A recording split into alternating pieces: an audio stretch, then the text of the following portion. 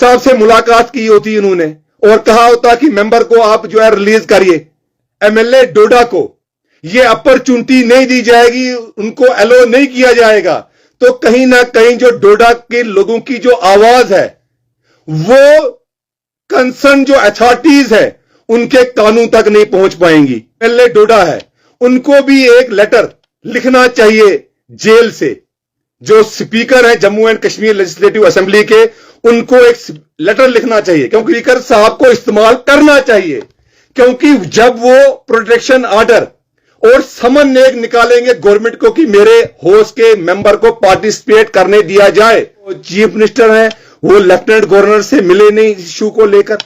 वहां से भी साफ जाहिर हो जाता है कि किस तरह की इनकी करनी और कथनी में कितना डिफरेंस है। जम्मू कश्मीर लेजिस्लेटिव असेंबली के जो स्पीकर हैं अब्दुल रहीम राथर साहब, उनके स्टेटमेंट के बाद जो उन्होंने एमएलए डोडा महराज मलिक को लेके दिया है, काफी चर्चा हो रही है और डिस्कशन हो रही है और पॉलिटिकल लीडर भी उस पे अपने कमेंट्स दे रहे हैं और अपने स्टेटमेंट्स इशू कर रहे हैं।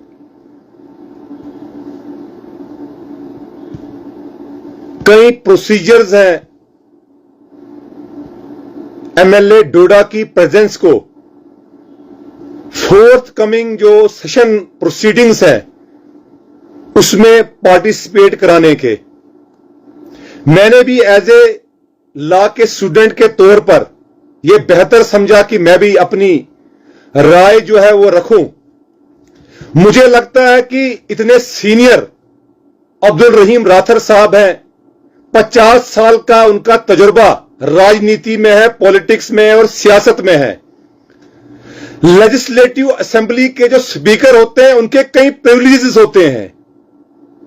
और मैं याद करवाना चाहता हूं स्पीकर साहब को कि उन्हीं प्रिविलेजेस के तहत आपको पूरी अथॉरिटी है कि आप स्पीकर के तौर पर प्रोटेक्शन ऑर्डर गवर्नमेंट को निकालिए कि एमएलए डोडा की प्रेजेंस को इंश्योर करिए कमिंग असेंबली सेशन में,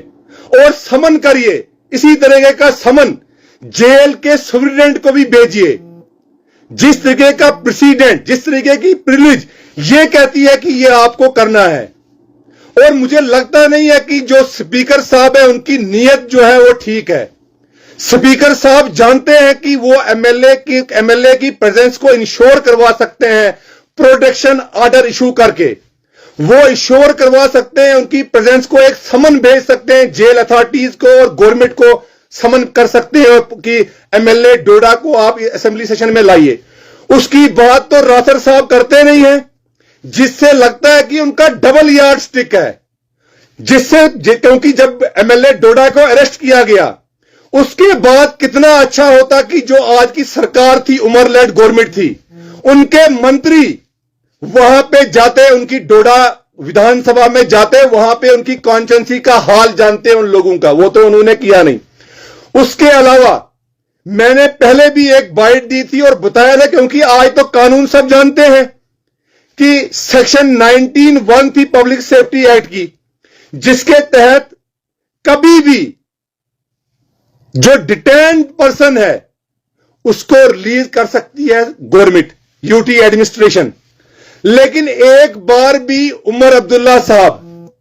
जिन्होंने बहुत ज्यादा वादे किए थे लोगों के साथ, जम्मू कश्मीर की आवाम के साथ, उनके हाउस का मेंबर था, ऑनरेबल मेंबर था एमएलए डोडा। अगर उनकी कोई नीयत साफ होती, हम तो आम लोग जाते हैं लेफ्टिनेंट गवर्नर साहब के पास और वहां पे मेमोरेंडम देते हैं, आए दिन वहां पे डेपुटेशन मिलते हैं। एक बार भी एमएलए जो चीफ मिनिस्टर हैं वो लेफ्टिनेंट गवर्नर से मिले नहीं इशू को लेकर, वहां से भी साफ जाहिर हो जाता है कि किस तरह की इनकी करनी और कथनी में कितना डिफरेंस है। तो मेरा यह कहना था इस वक्त लाइव आने का, क्योंकि मैं सुन रहा था 2 दिन से कंटिन्यू कि इसमें एक प्रोविजन ऐसा भी है कि जो स्पीकर साहब हैं उनके पास अपनी एक प्रिविलेज है, अपनी एक अथॉरिटी है, जिस अथॉरिटी को स्पीकर साहब को इस्तेमाल करना चाहिए, क्योंकि जब वो प्रोटेक्शन ऑर्डर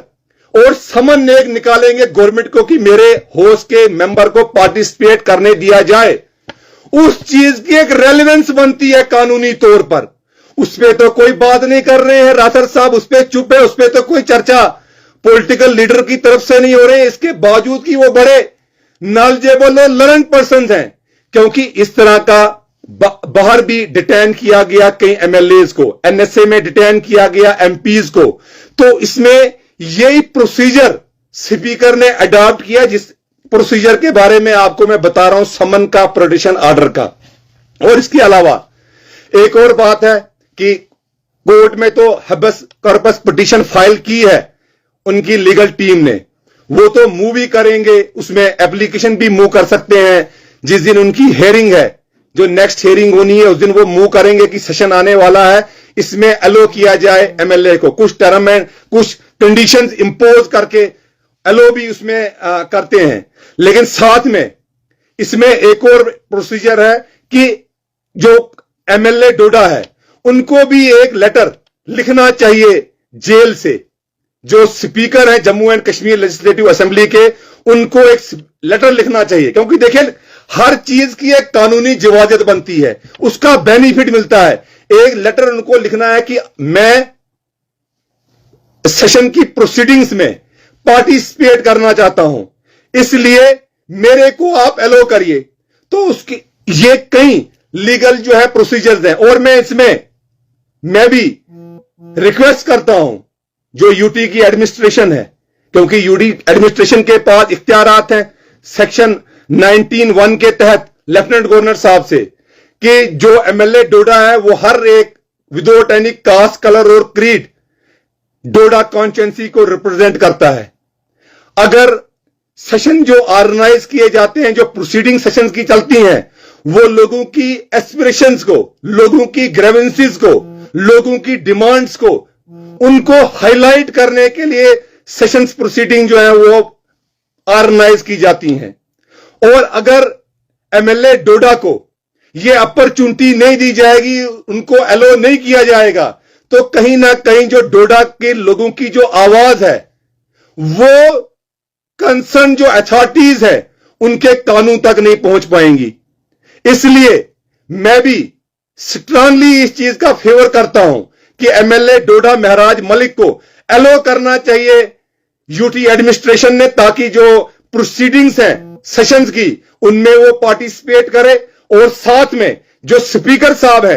रहीम राठौर साहब, वो भी अपनी ड्यूटी निभाएं, क्योंकि उनका जो मैंने बता दिया कि उनको जो प्रिविलेज और जो अथॉरिटी उनके पास है, कॉन्स्टिट्यूशन भी ये कहता है कि जब तक आपको सजा नहीं है, अगर किसी क्रिमिनल केस में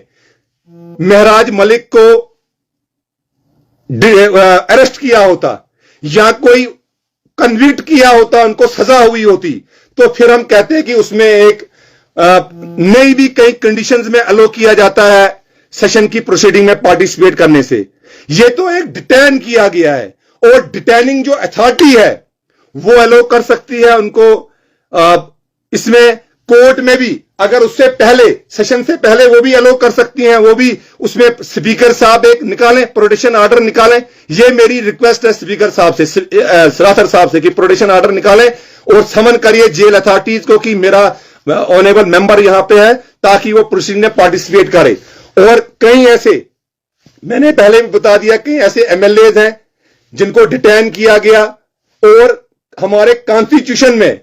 ये इस तरह के इख्तियारात हैं, इस तरह के प्रोविजन है कि जिसको डिटेन किया गया है, अगर वो एमएलए और एमपी है तो वो पार्टिसिपेट कर सकता है। कुछ कंडीशन उस पर सरकार की तरफ से, एडमिनिस्ट्रेशन की तरफ से इंपोज की जाती है, और वो पार्टिसिपेट कर सकता है अपने सेशन में। क्योंकि पहले हमारा यहां पे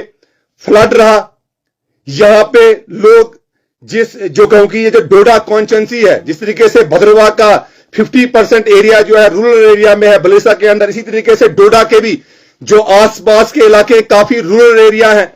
वहां पे उनकी नुमाइंदगी होनी चाहिए, उनकी बात असेंबली में होनी चाहिए। इसीलिए चुनाव जो है जम्मू कश्मीर में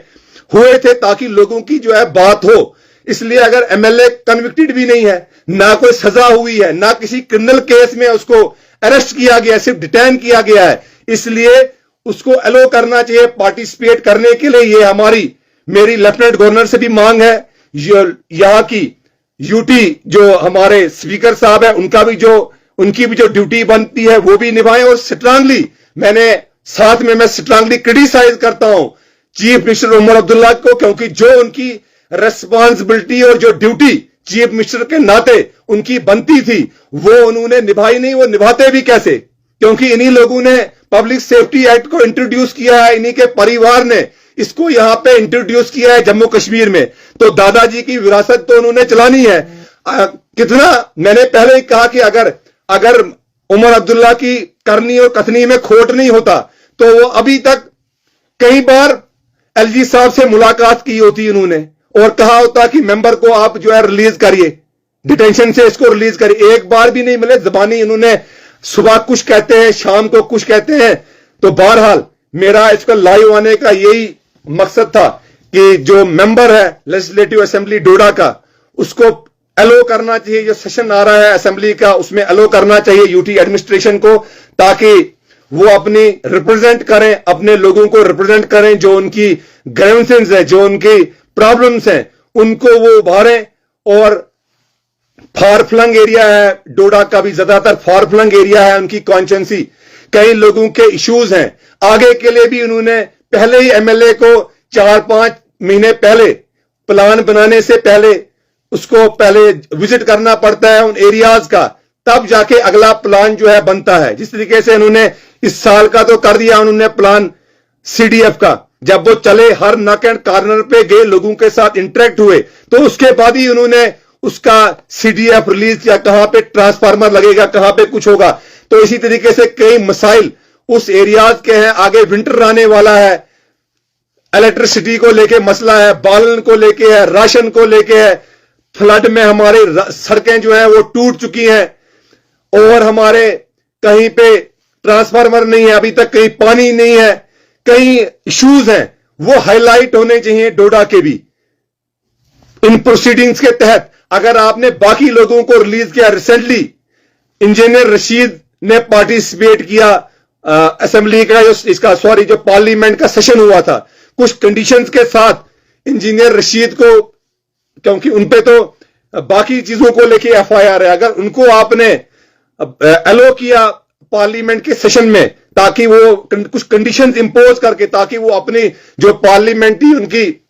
लोकसभा की सीट है वो वहां की बात कर सकें, उन लोगों की उनको रिप्रेजेंट कर सकें, तो इसी तरीके से अलो करना चाहिए एमएलए डोडा महराज मलिक को भी, ताकि वो अपनी असेंबली की जो रिप्रेजेंट कर सकें। और इनिशिएटिव पहले स्पीकर साहब की तरफ से और सरकार की तरफ से होना चाहिए, उसके बाद तो कोर्ट में तो इनकी पिटीशन है। अगर 12 को अगर उसमें हेयरिंग है, अगर उसमें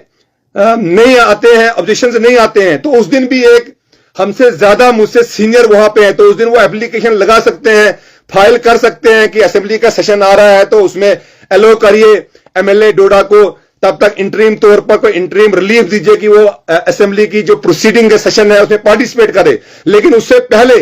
कोई इनिशिएटिव स्पीकर साहब लें, वो समन निकालें, वो प्रोटेक्शन ऑर्डर गवर्नमेंट को भेजें कि सेशन हमारा शुरू होने वाला है, तो उसमें एमएलए की प्रेजेंस को यकीनी बनाया जाए, क्योंकि वो डिटेन्ड है प्रिवेंटिव कस्टडी में, कोई सजा नहीं हुई है, यहां कोई अरेस्ट नहीं है। अरेस्ट और डिटेंशन में जमीन आसमान का फर्क है। इसलिए मेरा कहने का यही मकसद है कि जो स्पीकर साहब हैं वो जब तक कोई कोर्ट में वो एप्लीकेशन मूव करेंगे किसी डायरेक्शन के लिए कि गवर्नमेंट को डायरेक्शन दो जी की अलो किया जाए इसको प्रोसीडिंग में पार्टिसिपेट करने के, लेकिन उससे पहले गवर्नमेंट जो है वो अपनी जिम्मेवारी निभाए। सरकार, क्योंकि ये इलेक्टेड गवर्नमेंट है, चीफ मिनिस्टर और स्पीकर वो अपनी स्पीकर के थ्रू वो अपनी जिम्मेवारी निभाएं। शुक्रिया।